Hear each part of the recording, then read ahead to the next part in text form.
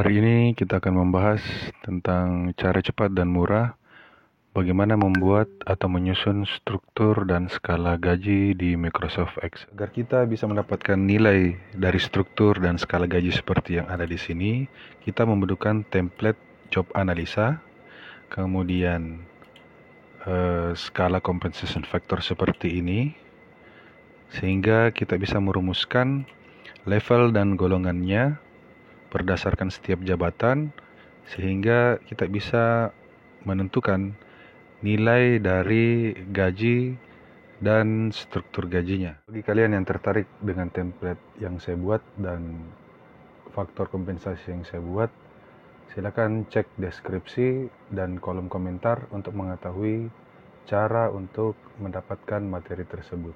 Saya akan menjelaskan bagaimana cara membuat struktur dan skala gajinya. Nah, yang pertama kita masuk di template job analisa. Di sini ada beberapa jabatan, kemudian ada beberapa compensable factornya. Terbagi lagi menjadi 3 subfaktor di masing-masing faktornya. Nah, kita coba ambil sampel untuk staff HR dan GA. Untuk hal teknisnya, berapa bobot yang akan diberikan. Di sini saya coba analisa bobot nilainya untuk hal teknis di faktor know-how itu 40. Jadi kita buka ini ya, skala dan bobot compensable faktornya di file Word. Nah, di situ ada nilai 40. 40 yang dimaksud di sini adalah di sini terbagi dua. Pertama ada persyaratan pendidikan dan persyaratan pengalaman kerja. Nah, itu adalah 2 parameter yang digunakan untuk menentukan berapa bobot hal teknis dari know-how seorang staf HR dan GA. Seorang staf HR dan GA itu merupakan suatu pekerjaan yang memerlukan pengetahuan mengenai konsep dan dasar-dasar bidang teknikal spesialis tertentu yang secara normal bisa diperoleh dari pendidikan akademis, sekolah tinggi, kursus kejuruan, atau keterampilan dasar. Maka saya ambil nilai 40 di sini. Di sini di atasnya juga ada nilai 40, namun untuk menjadi seorang staf HR dan GA, dia itu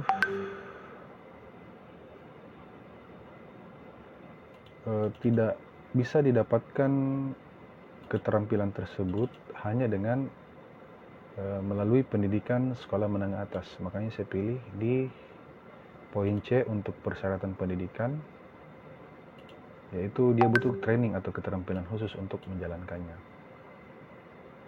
Oke, kita kembali ke tabel job analisa. Jadi kita ketik di sini 40.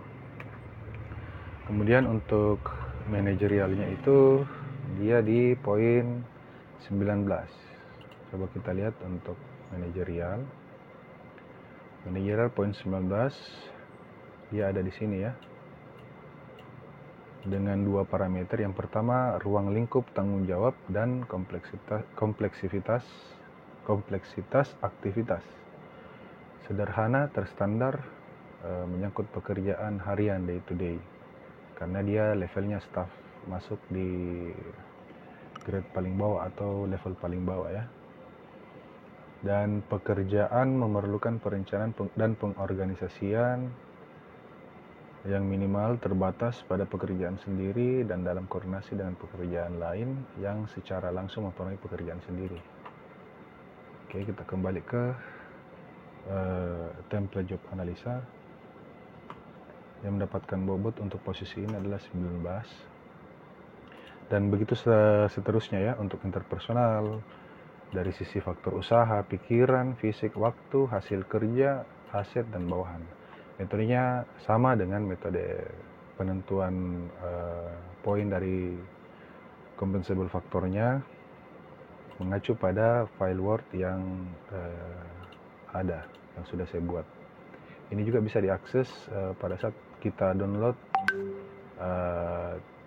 teman-teman yang ingin mendapatkan materinya ini. Nanti penjelasan untuk mendapatkan materi ini dan template Excelnya silakan cek di bagian deskripsi atau di kolom komentar. Nah, kita kembali lagi, katakanlah kita sudah mengisi semua poin dari compensable factor untuk semua jabatan.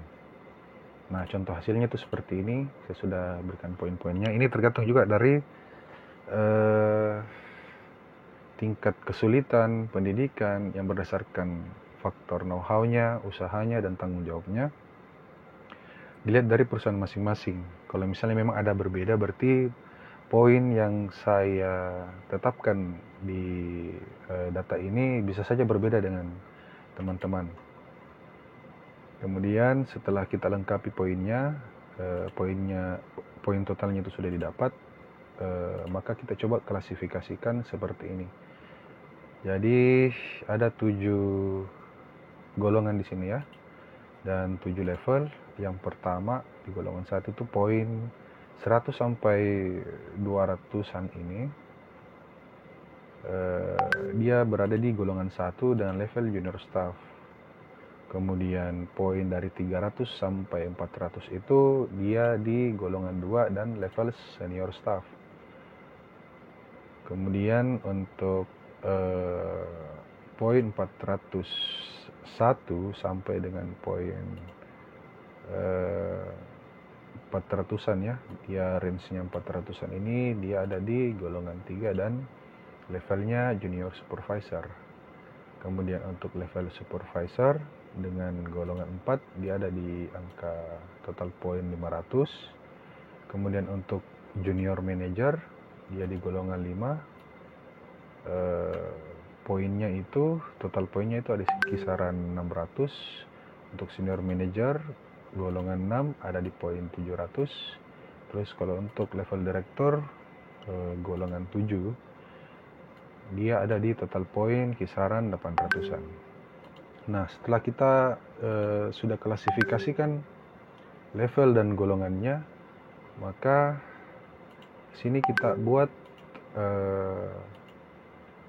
tabel ya, tabel berdasarkan levelnya, kemudian berdasarkan golongannya.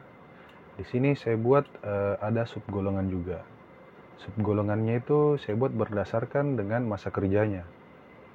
Masa kerja dan ada juga berpengaruh terhadap faktor penilaian kinerjanya nanti. Biasanya sistem penilaian kinerja di perusahaan berdasarkan pengalaman saya itu dilakukan setiap 1 tahun sekali.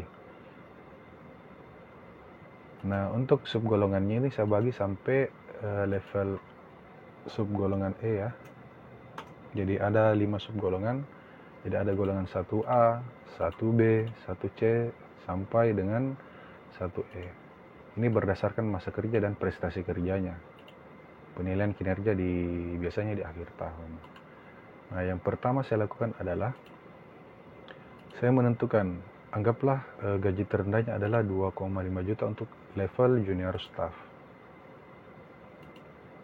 Junior staff ini saya tetapkan 2,5, ini sebagai contoh saja.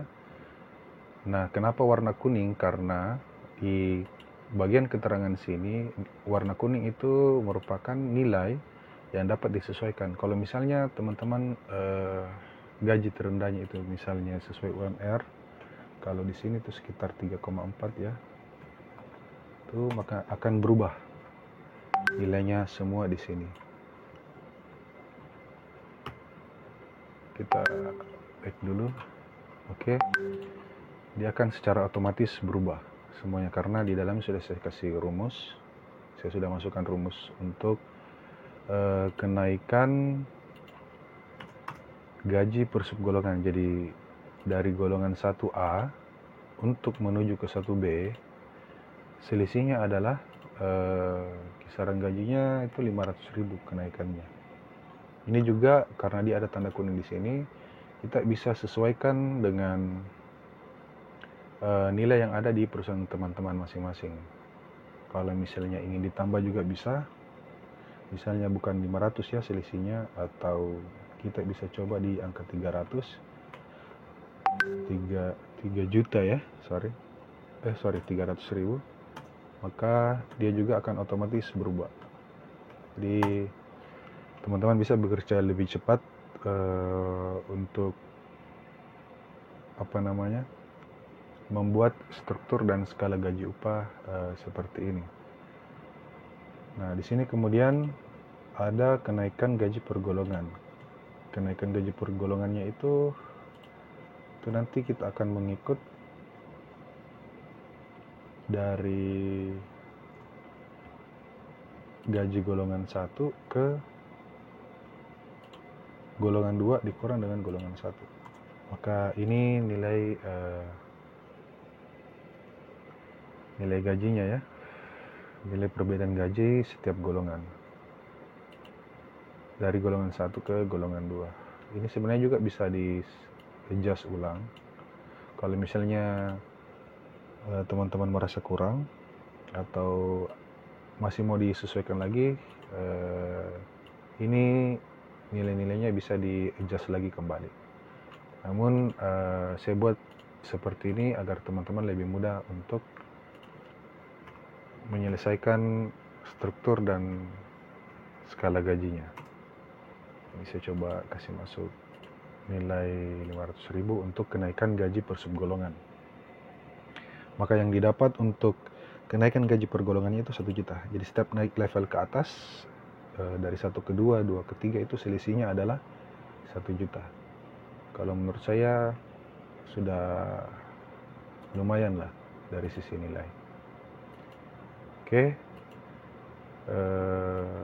Ini sistem struktur dan skala gaji yang saya coba buat. Kemudian di sini ada klasifikasi untuk kenaikan skala gaji, syarat ya. Syarat kenaikan skala gaji.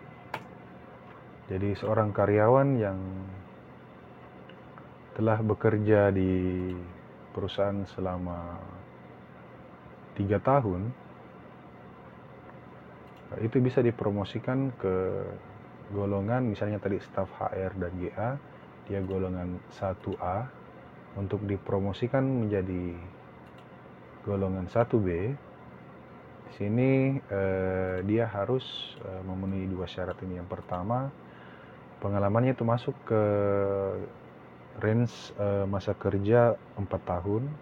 Kemudian selama dalam posisinya telah mampu memberikan prestasi yang baik dengan predikat baik berdasarkan sistem penilaian kerja. Jadi untuk lebih memaksimalkan sistem yang ada ini, di perusahaan teman-teman itu harus sudah punya sistem penilaian kinerja lengkap dengan predikatnya. Misalnya ada predikat yang kurang baik, cukup baik, baik sekali, dan sangat-sangat baik. Oke. Mungkin itu saja dari saya, semoga bermanfaat. Jika video ini bermanfaat untuk Anda, silakan klik tombol like dan subscribe. Dan jangan lupa berikan sarannya di kolom komentar agar channel ini terus berkembang.